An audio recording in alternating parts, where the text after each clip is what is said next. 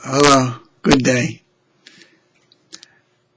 This Sunday, the 33rd Sunday, is in fact the next to the last Sunday in the church's liturgical year.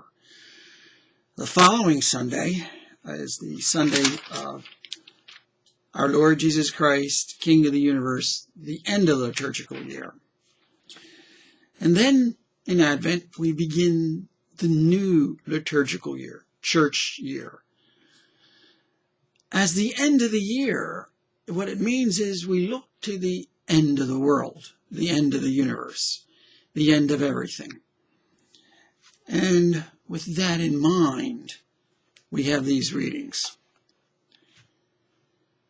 The first reading: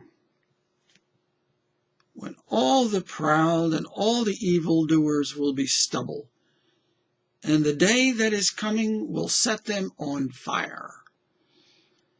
Everything that is against God will be destroyed. But for you who fear my name, there will arise the Sun of Justice and its healing rays. Everything that is bad will be wiped away. However, in the gospel reading, the world will have its day. The world will try to overcome, to destroy everything in its path. The world tries to destroy God's order and replace God as the one who gives order. There's this conflict. And if we live by God's order, we will, in the end, be victorious. However, on the way, there will be great suffering. There could be great suffering, because the world will fight against us tooth and nail, because we belong to something that's against it.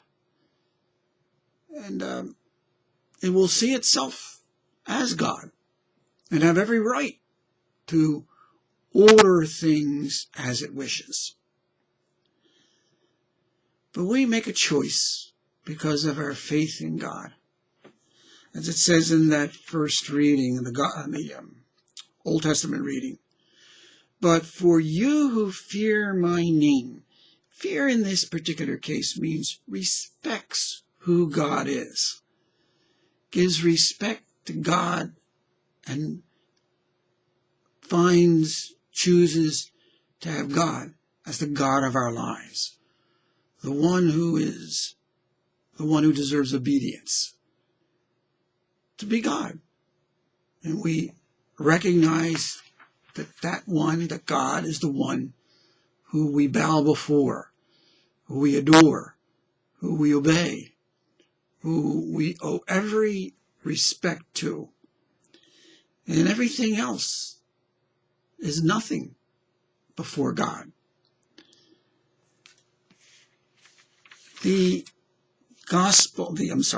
epistle reading, Paul, 2 Thessalonians chapter 3, verses 7 to 12. You know how one must imitate us being Paul, and the ones who have learned what orderly living is. Orderly living is God's order. Okay?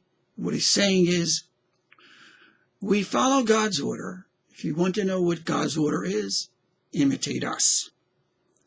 And he keeps talking about that, imitating and living orderly lives and working and living according to God's way of living.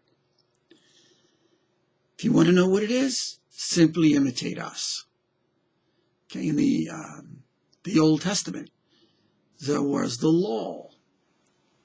In the New Testament, there is Jesus. No need of a law, we have Jesus. What does it mean to follow Jesus? Paul is saying, imitate us. In the church, it's to imitate the saints. The saints are the ones who will give us a living example of what it means to live orderly lives. disorderly lives. He talks about that. The ones who are unwilling to work. Disorderly way by not keeping busy, but minding the business of others. Paul was seeing that. People were writing to him about that. And he's saying, no, that's not the way to live. The Lord's way. There's so many ways to find it. By being in touch with the Lord through prayer, by imitating others who live good lives, by the lives of the saints, by the church living according to the church's order. In other words, if we truly seek God's way, He will let us know. There'll be various ways all around us that'll show us what it means to live according to God's order, not the world's order. So in the end, we will be judged to be acceptable to enter into God's kingdom, the fullness of God's kingdom, into heaven. May the Lord bless us with His grace.